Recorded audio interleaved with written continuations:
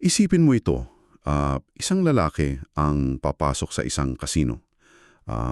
Uupo siya sa harap ng isang slot machine, sa gitna nung usok ng sigarilyo, yung kumikislap ng neon lights, tapos yung nakakabinging ingay.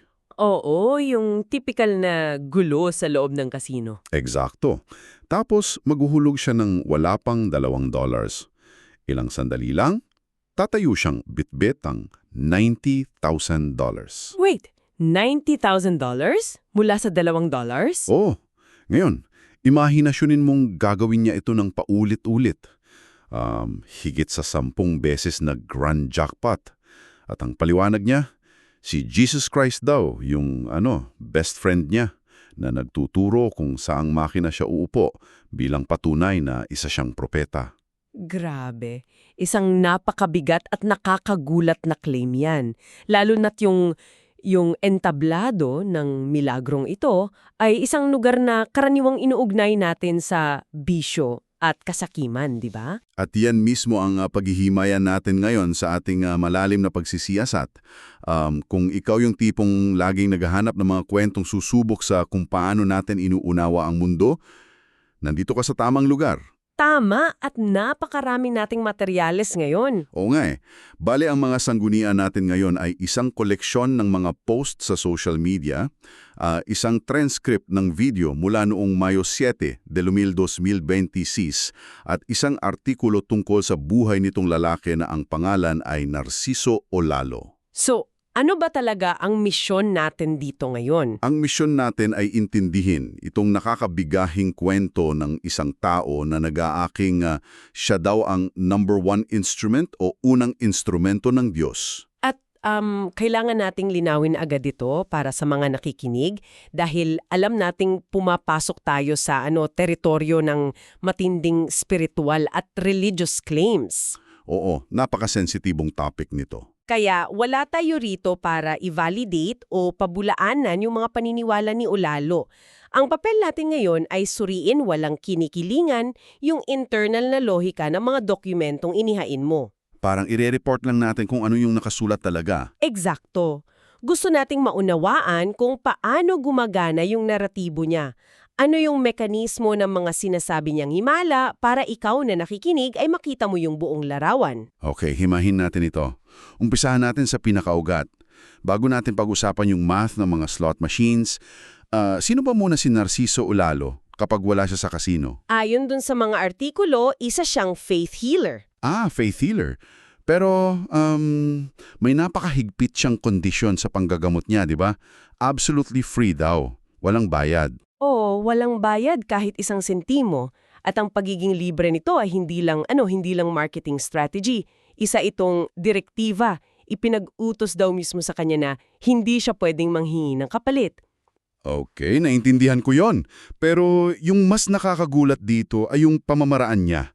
Nakasulat na nabigyan siya ng tinatawag na power of mind. Oo, yung power of mind.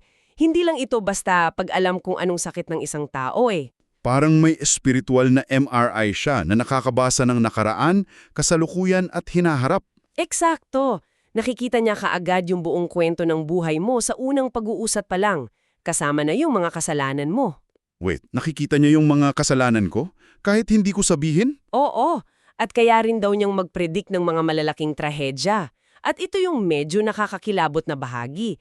Nakikita rin daw niya yung mga kasalanan ng mga taong matagal ng patay. Ala, pati yung mga patay na? Grabe! Kung susuriin natin ang bigat niyan, nagbubukas ito ng isang malaking tanong.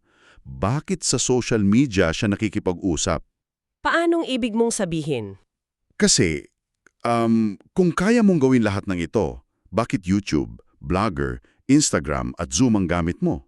Bakit hindi ka lumapit sa mga tradisyonal na simbahan para mas malaki yung reach mo? Magandang punto yan. Ang sagot dyan ay makikita sa pananaw niya mismo sa mga institutions. Ayon dun sa dokumento, naniniwala si Olalo na ang mga tradisyonal na lider ng relihiyon ay nabulok na ng kasakiman. So tingin niya korap yung mga estruktura. Oo. Kaya yung paggamit niya ng digital platforms, sinadya niya yon. Inaalis niya yung mga middlemen ng pananampalataya. Walang humihingi ng donasyon doon, di ba? O nga, walang collection plate sa Zoom. Kaya direktang komunikasyon ito para ilantad yung tinatawag niyang mga spiritual na kasinungalingan ng mga nakatatandang relihiyon. Naintindihan ko yung logic niya doon. Pero dito na magiging sobrang interesante ang usapan. Oh, bakit? Kasi kung naitatag na natin na isa siyang spiritual na gabay na laban sa kasakiman sa pera, pumunta tayo sa pinaka-kontradiksyon ng kwento. Ah, yung kasino? Oo. Bakit siya gumugol ng 16 na taon sa loob ng kasino? Nag-post pa siya sa Facebook kung saan tinawag niyang best friend si Jesus Christ. Oo, at sinabi niya na inutusan daw siya ni Jesus na ikwento sa mga tao kung ano ang tunay na nangyari sa kasino at kung bakit siya nag-ban o na-block. Naban talaga siya. Tapos idinendetalye niya yung mga panalo niya. Nanalo siya ng grand jackpot ng higit 10 beses. Ang pinakamalaki daw ay 90,000 Australian dollars. Tapos may 52,000, may 8,500, tapos 6,000 at 7,500. Ang pinaka-fascinating dito ay hindi lang yung halaga ng napanalunan niya, kundi kung bakit ginagawa ito ni Olalo ayon sa dokumento. Teka, paanyong bakit? Para yumaman? Hindi eh. Ginagawa niya ito para patunayan na tunay siyang kinakausap ng Diyos. Kasi tingnan mo yung puhunan niya. Oo, doon ako nagulat. Nagulat ako sa liit ng taya niya. Tumaya lang daw siya ng $1.80 para makuha yung $90,000 na panalo. Tapos $2.40 lang para sa 52,000. Parang imposibleng manalo ng 10 grand jackpots gamit yung barya-baryang puhunan. Eksakto. At ayon sa kanya, yung mismong imposibilidad na yon ang patunay na may powerful na puwersa na nakikilam. Sabagay, yung slot machine kasi may random number generator yan eh. Billion-billion kombinasyon. Para manalo ka gamit ang $1.80, parang imposible talaga. Baka naman nandaya siya. Yan ang isa pang punto niya. Ipapakita sa kamera ng kasino yung mga replay, kaya hindi siya maaaring mandaya. Pumasa siya sa lahat ng security checks ng management bago ibigay yung pera. Oo nga, no? Kapag grand jackpot, tinitignan talaga ng kasino yan frame by frame bago ka bayaran. Pero, may naisip akong logistikong problema. Ano yun? Kung walang bayad yung panggagamot niya, saan siya kumukuha ng pangtaya sa mga slot machine? Paano nagsisimula ang pag-ikot ng pera niya? Hindi siya dumidiretso agad sa slot machines. Nag-uumpisa muna si Olalo sa roulette. Sa roulette, yung may umiikot na bola. Oo, pinapalago niya muna yung maliit niyang pera doon bago siya lumipat sa mga slot machines na itinuro daw ng Diyos. Alam niya kung saan babagsak yung bola. Wait, talaga? Alam niya yung numero? Oo, nabanggit pa nga sa dokumento na napatigil niya ang isang roulette game sa isang peryahan sa Cagayan de Oro kasi hindi siya matalo-talo. At maging sa sabong, alam niya kung anong manok ang mananalo. Grabe! Kung ako ang kaibigan niya, sasabihin ko sigurong turuan mo naman ako niyan. May ibang nakasaksi ba rito? At bakit hindi niya ito itinuturo sa iba? Oo, may mga saksi siya. Ipinapaliwanag sa teksto yung papel ni na MG at Susan bilang mga saksi. Sinabihan pa nga niya si MG na wag siyang gagayahin. Wait, isinasama niya sa kasino pero pinagbabawal niyang tumaya? Bakit daw? Kasi sabi niya kay MG, mauubos daw ang pera mo talaga dito sa kasino. Ang labo pinapakitaan mo ng milagro tapos bawal gayahin. Kasi nga yung mga panalo ni Olalo ay may espesyal na layunin. Hindi niya iniiwan sa bangko yung pera niya. So hindi niya iniipon para sa sarili niya. Hindi.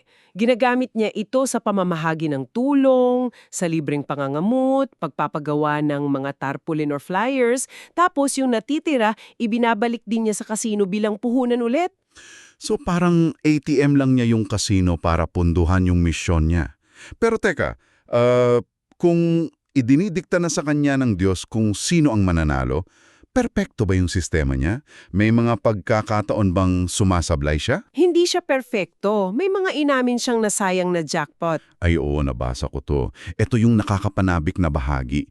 Muntik na daw siyang manalo ng 1.5 million at isang 152,000 na grand jackpots. Sayang yun. Malaking halaga yun. Sobrang sayang. Ang nangyari daw kasi, umupo siya doon sa tsak na makinang ipinakita sa kanya. Pero nainip siya eh. Isang oras naghintay, tapos umalis ang dili para mag-CR. Tapos, nung pagbalik niya, May ibang babaeng umupo at nakuha ng iba yung jackpot sa mismong makinang itinuro sa kanya. Tapos sa ibang pagkakataon, lumipat siya ng makina kasi ubos na pera niya. Tapos may umupong iba, nakuha ulit. kung ikokonekta natin ito sa mas malaking larawan, napaka-indisting kung paano ipinoproseso ni Olalo ang pagkatalo na ito. Paano niya ipinapaliwanag yun? Di ba dapat nakakadismaya yun kasi palpak yung hula? Hindi niya ito tinitignan bilang palpak na propesiya. Para sa kanya, patunay ito na hindi talaga inilaan ng Diyos na mapunta sa kanya ang ganun kalaking pera. So kahit natalo siya, panalo pa rin sa pananampalataya niya. Oo, ito ay pagpapatunay ng dominyasyon ng plano ng Diyos sa ibabaw ng personal niyang kagustuhan o kainipan, kaya walang butas sa belief system niya. Galing! Parang bulletproof yung logic mo sa sarili niya. Pero matapos ang lahat ng kwento ng mga panalo at himala, ano ba ang pinakasentro ng misyon niya? Bakit niya ito ikinukwento ngayon matapos ang 16 na taon? Ayon sa kanya, nararamdaman niyang malapit ng bawiin ng Diyos ang buhay niya matapos ang 16 na taon ng paggawa nito sa kasino. So parang paalam na niya ito. Oo, kaya nag-organisa siya ng Zoom meeting sa darating daw na linggo, Mayo 10, 2026, ng 9 a.m. oras sa Pilipinas. Ikukwento niya doon ang buong misteryo ng kanyang buhay. Okay, so a-attend ang mga tao sa Zoom. Ano bang mensahe ang gusto niyang iparating doon? May 3 bagay daw na nais ng Diyos na gawin ng mga tao. Una, magrepent o magsisi sa mga kasalanan. Pangalawa, i-renew ang buhay Kristiyano. At pangatlo, magkaroon ng malaking pananampalataya. Simpleng religious message lang pala, parang narinig na natin yan. Oo, pero may direktang mensahe siya na nagsisilbing huling babala.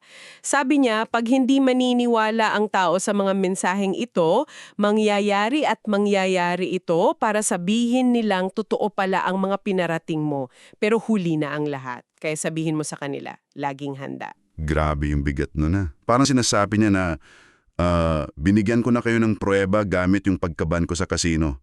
Kaya kung hindi pa kayo maniwala, bahala kayo. Eksakto, ang punto niya doon. Kaya, anong ibig sabihin ng lahat ng ito? Bakit mo ba dapat alamin ang kwentong ito? Ikaw na nakikinig. Siguro ay dahil ipinapakita nito kung gaano kakomplikado ang pananampalataya ng tao, di ba? Oo, napakalalim ng ipinapakita nitong dynamics ng paniniwala. Dito kasi nakikita natin ang pagsasanib ng isang lugar na karaniwang iniugnay sa bisyo, yung kasino, at ang pinakamataas na antas ng espiritual na misyong na gamit yung isa para punduhan yung isa.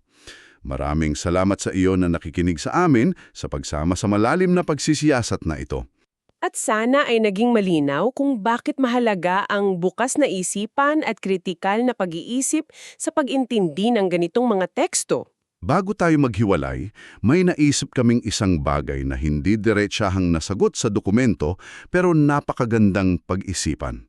Isipin mo ito, kung may isang tao na may tunay na kakayahang makita ang hinaharap at mapatunayan niya ito sa pamamagitan ng pag-ubos ng pera ng mga kasino gamit ang jackpot na hulaan niya, ituturing ba siya ng lipunan natin bilang isang tunay na propeta na dapat pakinggan?